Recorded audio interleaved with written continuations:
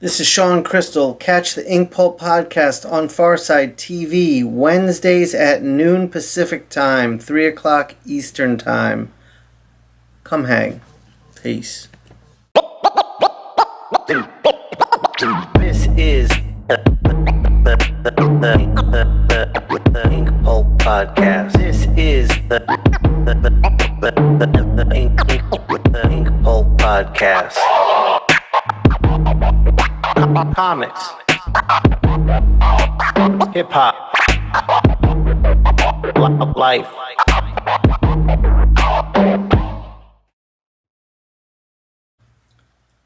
Cheers. It's espresso time. Welcome to the Inkpulp podcast with me, Shawn Crystal. So we've been doing this series, or I've been doing this series on how to break into comics, because I know there's a lot of people that dream about this as a career, as I did myself. And I thought putting out some useful information would be good and on brand for Inkpulp and Inkpulp Instruction. So I've learned a few things along the way. I'm passing that on. Maybe you've listened to the first three parts of this series. If not, please go back. I am doing it in kind of a chronological order. So, picking up where we left off.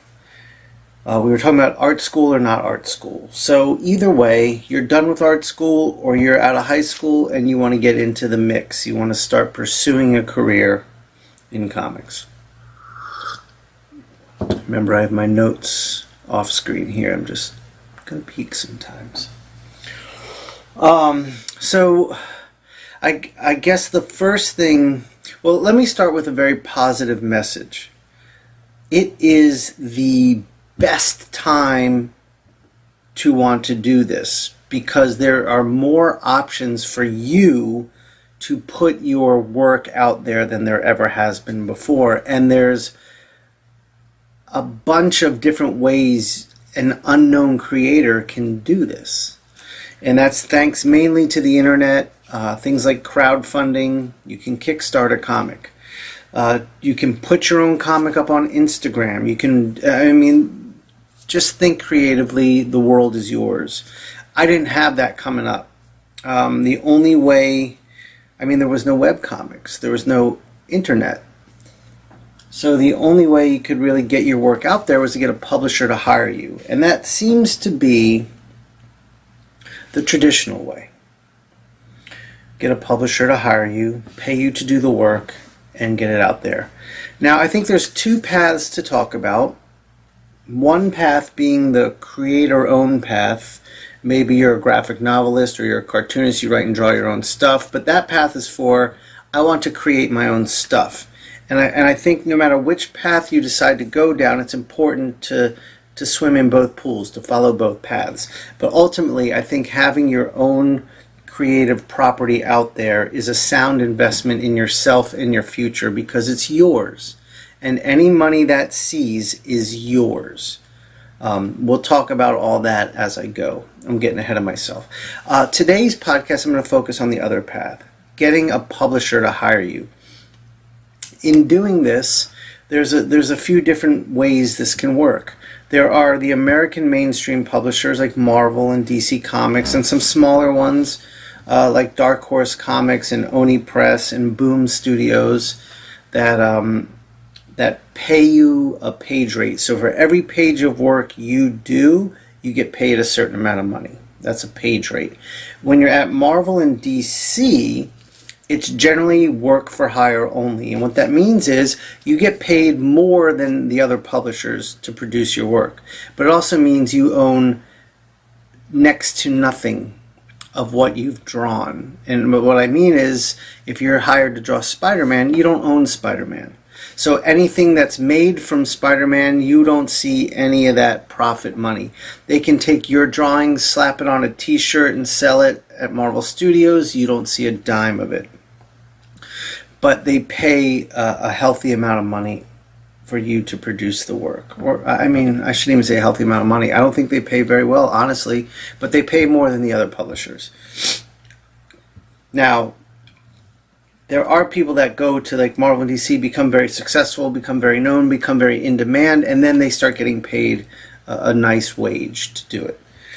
The other way is, like, let's say you're at Dark Horse, you might get work for hire there, but you also might be hired to work on a creator project. And what that means is Dark Horse will give you a smaller page rate and also give you some ownership in the property you're working on. So you could be work for hire at Dark Horse. They hire you to draw a Hellboy series. Mike Mignola owns Hellboy, not you. So Mike will then collect any money that Hellboy makes. You get none. But let's say you approach Dark Horse, or you and a writer approach Dark Horse, or even a writer approached Dark Horse and pitched an original idea, like let's say Jeff Lemire did with Black Hammer.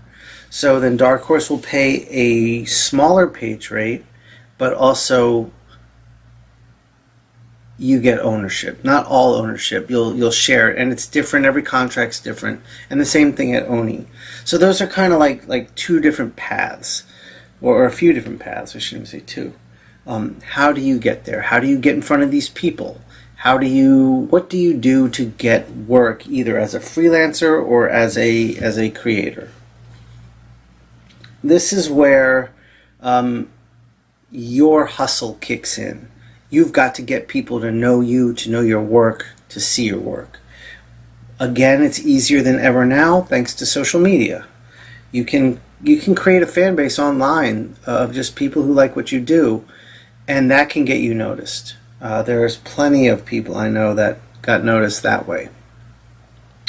There's also conventions, comic book conventions, Comic-Cons as they're known. These are great ways to get seen. You can get a table in Artist Alley, or get space in Artist Alley, and what that means is you pay for a spot and you set up shop and you put your work out and you have a banner behind you and you advertise whatever it is you're trying to do. If it's trying to get recognized as a superhero artist, you do that. Maybe you're just selling art. Maybe you're selling prints. There's a lot of things you can do there. But going to conventions and having a presence is important. And you network while there. You meet the artist sitting next to you. You walk around, see what artists you like, see what artists you don't like.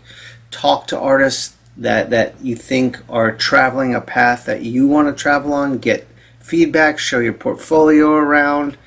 All that jazz. Now, you have to be accepted in the Artist Alley to get a table. So smaller cons, it's easier if you're a no-name, if you're not a name talent yet. Bigger cons like New York Comic Con are very difficult if you're not a name talent yet. But with time, you'll get there.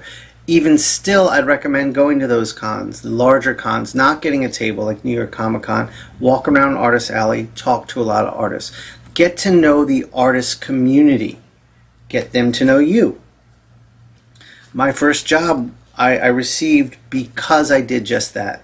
I went to Orlando MegaCon. I showed artists who I liked my work and got feedback and criticism and stuff to improve upon.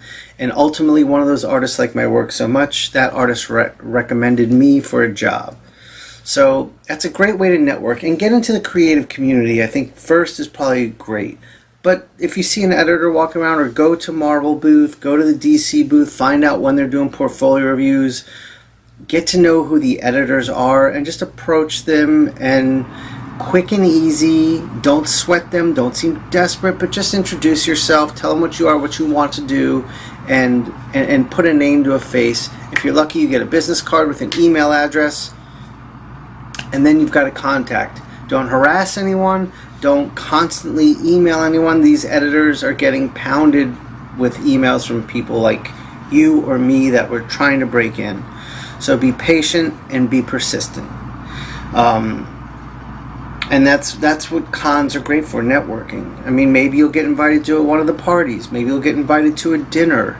You just never know. Amazing things happen at these conventions, and I can't recommend enough regularly attending them as a guest or just as a consumer. Just get a ticket, walk around Artist Alley, show your work around, get feedback, ask questions. How do I draw hands better? Whatever it is, listen to these artists.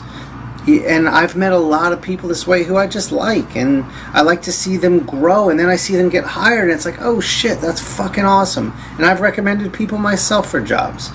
So that's kind of like what I would suggest in terms of following the American mainstream publisher, freelancer, creator-owned path. I mean, if you've got a graphic novel you want to shop around, cons are a great place to do that too. Have a pitch ready. If you're a no-name talent, it's hard to get people to pay attention to you, but you can. But if you spend enough time online nurturing a fan base and nurturing this idea and this pitch online so other people see it, you never know. But that's a good place to drop off a pitch, or put a name to a face, meet someone and say, hey, I've got a graphic novel I'd like to pitch you at a later date. This is New York Comic Con. I can see you are slammed. You're going to go home with more pitches. And I've seen editors checking out of hotel rooms and their trash can is just filled with pitches. I mean, they probably go through them quick, and if there's no interest, just dump it. So maybe just network and send them the pitch at a later time when they're back at their desk and they have more time to really pay attention to it. And I think that will kind of cover that area. Again, if you have any questions, please list them below in the comments. I'm here to answer. And you asking the question is great, because there's probably a bunch of other people that have the same question and want to know. So then they can see the answer there, and it'll just stay there on YouTube. So, yeah, I think that's about it for today. Thank you for watching part 4, How to Break into Comics. Next week, part 5. Peace. This is the Inkpulp Podcast. This is the Inkpulp Podcast. Comics, hip hop, life.